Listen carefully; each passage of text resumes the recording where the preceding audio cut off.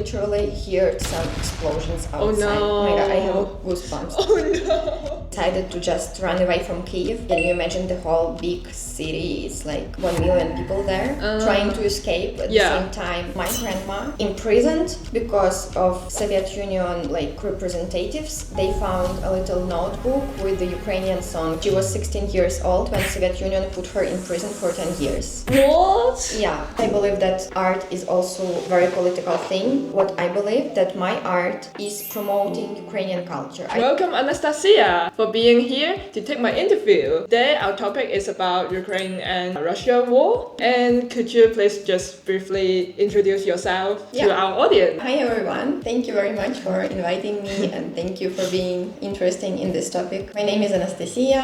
I'm from Ukraine. I'm 28 years old. We are colleagues. We work together currently in Germany. So we are both obviously circus artists. My main discipline, assume that you know Hillary. Yes, I do Diablo. And you do hair hanging. Yeah, I do hair hanging. This is my main discipline. We all know that the war has been started already 3.5 years. And does it bring any changes for you? And do you still remember how was the first attack from Russia? Yes, we say that this war didn't start 3.5 years ago, but what started 3.5 years ago was full-scale invasion. There was war before already, but it was located on the east of Ukraine, Donbas region, and occupation of Crimea. I remember very well what happened on 24th February. Yeah. Where were you? I was in Kiev. Originally, I'm from Lutsk. It's the small town in the west of Ukraine, but it's quite small and cozy and very nice. But I was studying in Kiev. For university? Yes. Oh. Yes, and I was based there. So I finished my university already. I was graduating, but I was I just stuck in the capital of the country. You cannot go back to your hometown? No, I can, because it's in the west. I just decided to live in Kiev for some time. Oh. So I was in Kiev, and actually I just started to get in shape for my coming contract, and it was the second day where I decided to go to the gym and to train and to the training space. That day I woke up at 4. Wow. Because the phone of my neighbor, we shared it was my roommate. We shared the flat with her, and her colleagues just called her saying wake up, the war started. Did you expect that? The atmosphere was quite anxious in Ukraine, but no, honestly nobody really expected that. We were told to get ready, to prepare our backpacks, but no. First at the moment. Yeah, we heard her phone calling, and then we literally heard some explosions outside. Oh no. Oh my god, I have goosebumps. Oh no. This is crazy because just so close to you. Yeah, you never expect the war being such a real thing. You never expect in your place. Yeah, that was very childish from me. Somehow we thought that it's somewhere quite far from capital of the country. Border? Not the capital. Yeah, but it was not only the capital, it was all over Ukraine. So even cities in the west of Ukraine were also attacked, and people just woke up hearing these explosions. And it was really scary. And also airstrike? Yes. Oh no. So the whole country was... Yeah, I mean they didn't cover everything, but some places all over the country they attacked. It was crazy. It influenced my life. Oh my god, the day was crazy actually. We decided to just run away from Kiev. But can you imagine the whole big city? It's 1 million people there trying to escape at the same time. You don't have any plan of leaving the country? No, I had a plan to go to Lutsk, to my hometown, because it's relatively safe. It's further from Russia and closer to Poland. That was my kind of plan. The government actually say a lot. Our president, he made his statement. It was very clear, and he really, I would say he did his best to keep people calm and to not make this even more scary because it is scary enough. Yes. And like people getting crazy and running around, it's not the best thing. It just happened that way. That first I managed to go from Kyiv to my hometown, and we stayed there with my mom for like a week, and we didn't know what are we doing now. But my mom was really like, it was her idea to make me leave. Oh. Yeah, because she's a doctor, she couldn't leave. She felt that she's needed, and that's true. She is like an anesthesiologist, and her job is very important during the war time. But I'm just a circus artist. You can go anywhere, actually. And I had my upcoming contract like in a month, and the rehearsals period was in Berlin actually.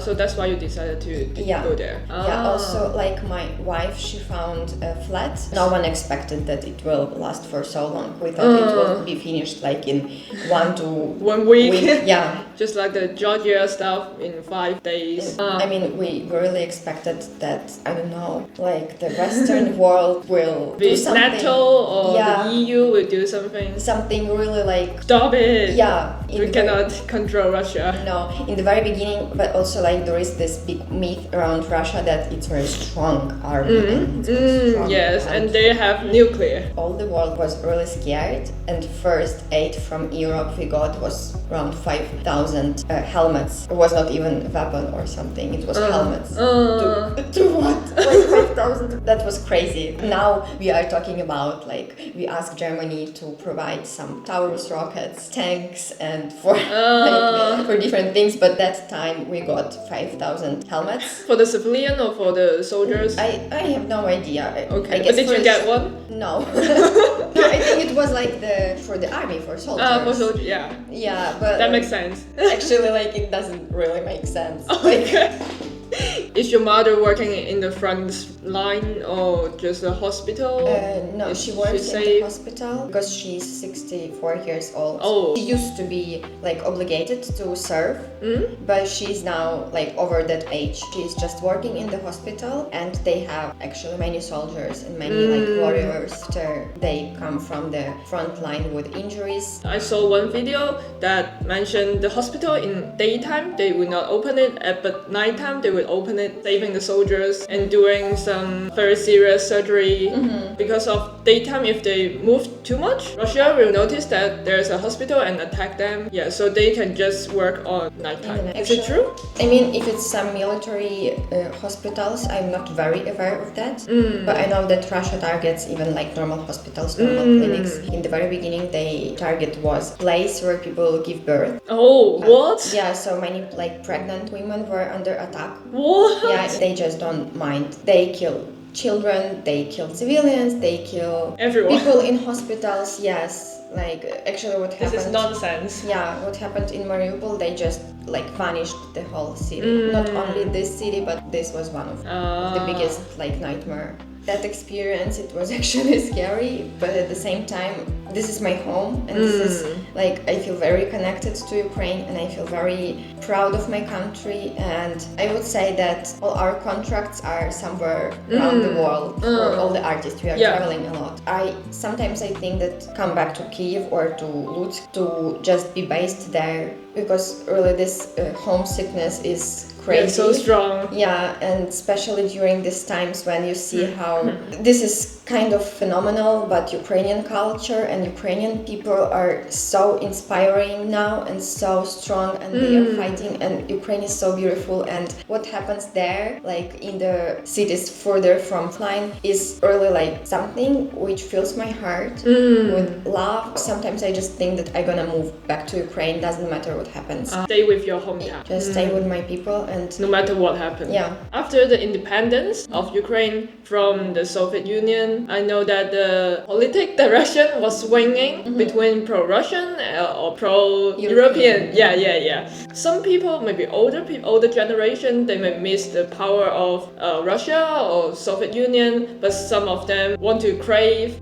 freedom and hated the restriction and want more democratic society. Do you still remember 2004 when the Orange Revolution occurred, or 2014 elected a revolution? You still have some remember how was it and how does the society react? Yeah, wow, this is such a complex question. I need to notice that we are both not politicians and not historians. Like, we are not scientists. Yeah, I just did research on internet and you have the experience of that. Yeah, and like when we talk about older generations, I can't help but I want to talk about my grandma, because I know, like, historically Soviet Union made the idea was to mix all the different ethnics inside this huge country. Final goal was to make all of them being as equal as possible, as similar as possible, and to not like celebrate diversity of every different ethnicity, but like to make them all being Russians. There are so many people in the east of Ukraine, in the south of Ukraine, who are originally Russian because their like older generations were brought to Ukraine, and Ukrainian people were brought somewhere to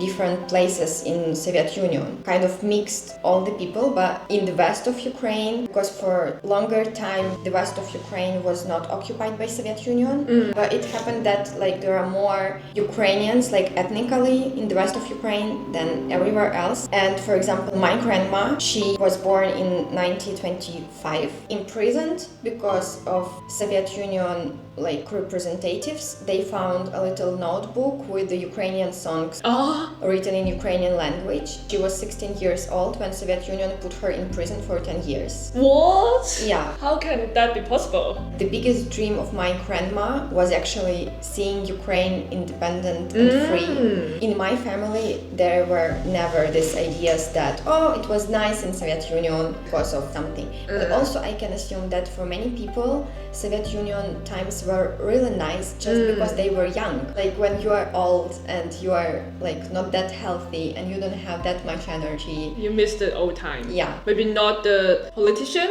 Yeah. Not because of that, maybe because of your friends, your community. Yeah, and somehow like people sometimes just connect and mix this all like feelings. Also, like there is this idea that there was the best ice cream in Soviet Union and it was the cheapest one, but there was actually only one type, one sort of ice cream. So you couldn't choose like strawberry ice cream or vanilla, and only one. And of course it was the best. So this also might be the reason why people were like not very sure which way our country is supposed to go. But also like when we got our independence back, like we had a referendum, like elections, and like 90% of people voted, doesn't matter from which part of country, that yes, we want Ukraine to be independent from Soviet Union. We don't want to be part of that. Because actually it doesn't really matter what your ethnicity is, but you just see that dictatorship and like totalitarianism doesn't make any goods for you and for your family, for your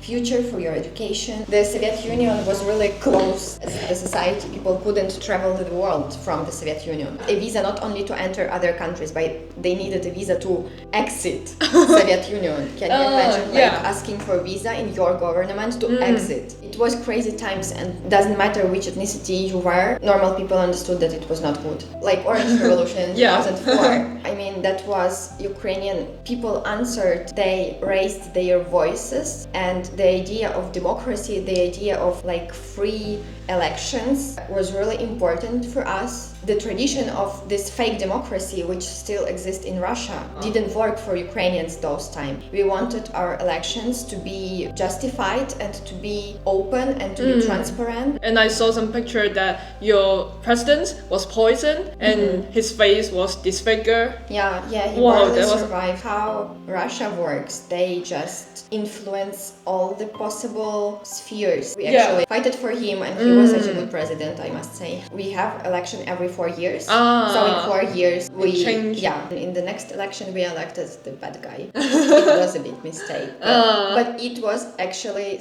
we voted for him. It was our mistake and it was our responsibility. Then what happened in 3 years, in 2013, he just signed some papers that we won't go to European Union. We might go to EU. Yeah, and that's how people raised one more time. Yeah. Because we said no, we want to go to European Union. It was our choice, and you cannot just cancel that by yourself because Russia told you. All the country were fighting against this president, against his laws, against this Russian influence. Beyond what we have mentioned, do you have any changes that you think the war has brought to you? Very beautiful to see how Ukrainian society is grown up now, I can see that Ukrainians are not apolitical anymore. Even very young generations, people younger than me, they are really involved our political process. They are really they are taking care because they understand that what happened literally in Russia, they are apolitical and they were not involved, and now their government and their president are doing all these terrible things, and they truly believe that they are not responsible for that. What happened to Ukrainian society, even for very young people, they got this very clear that we are always responsible for what we are living in, for our surroundings, for our country, for our government, for our parliament. Yeah. They are protesting when something goes wrong in our country, and it's also very dangerous to protest now because Russian missile can just attack the crowd of people. But they are taking this responsibility. They are raising their voices, and they are also there is a huge thing now in Ukraine that our volunteers are fundraising huge amounts to support our army. We do our best, and I'm so proud of Ukrainians now. This is so beautiful. Also, Ukrainian culture is rising, and many people are more interested all around the world about what Ukraine is. Because also, for a long time, Russia was speaking really loud about itself and also about other countries. But now we are no, we will speak for ourselves. The last question, I think, is the most difficult question for you, because I know you also participated the competition, the festival before, and also you work a lot now these days. And what do you think if you meet some Russian colleagues or Russian participants in the festival? This is not a hard question because it used to be hard for me when I was asking this a few years ago by myself, but now I have a very clear answer. There are many talented Russian artists, there are many talented Russian people all around the world. Yeah. And it's not about their origin or their ethnicity. Usually, my concerns are about people's mindset and people's political state or absence of any political views. Conclusion is, if I'm invited to the festival, it's very important for me to not take part in those where there are Russian circus people in a jury. So I wouldn't go somewhere where there are some Russian representatives in a jury. But of course, I cannot avoid working on the same stage and competing with the Russian artists because, I can avoid it. I can decline those invites, but then what we will have in the end, Russian culture will still be spreading and my culture will not. And this is what I'm trying to do with my art, because I believe that art is also a very political thing, because it is influenced by politics and it can influence politics. So both ways. Yeah. Because we all know about Dostoevsky and Tolstoy, but nobody knows about Ukrainian writers, and it's very political situation, I would say. So what I believe that my art is promoting Ukrainian culture. I perform, so now we perform in a very commercial show, right? And I perform with Ukrainian music. When I created this act, I was told, don't use Ukrainian music, European will not understand it. Who told you? My colleagues are there, other artists, because it's very uncommon. At least you speak out for yourself. Yes, and I was no, I don't believe that, because this music is beautiful. It fits my act, it's all artistically, I say, quite good, created. It works well, and I know what is my act about, and I want to show this, and I want to say that it's Ukrainian. It's Ukrainian music, it's Ukrainian artist. Yeah. Is also what I wear is Ukrainian brand, so my costume is from Ukraine. I believe that this is really tiny things, but they are tiny influence. And if I will decline all the invitations to international festivals because of Russian participants, then what? Then what will I make for my country? Nothing. And also, talking about Russian colleagues, you don't ask, would you like to be friends with, I don't know, with Italian? Because it actually doesn't matter. Well, if this person is nice, you would love to be friends. If this person is crazy, it happens. But then, it doesn't really matter. Of course, I wouldn't maybe approach very intensively to make this friendship. But it always depends on the personality and not on the ethnicity. I'm so happy to have this conversation from you. Thank you. Yeah. I'm so happy too for this conversation. and for you being that engaged and being not afraid of having some political topics. And this is important, and it's beautiful to see how circus world is also like changing, and how circus artists are being not a political, we don't care, we are doing art. Yes, we do art. Yeah, but maybe we some care. of them, but I care. Yeah. I do really care about this topic. Yeah, I also care, and I'm very grateful for that. And this conversation was really nice. Thank you so much for being here. I hope my audience are so happy that you are here too. Thank you. Bye bye.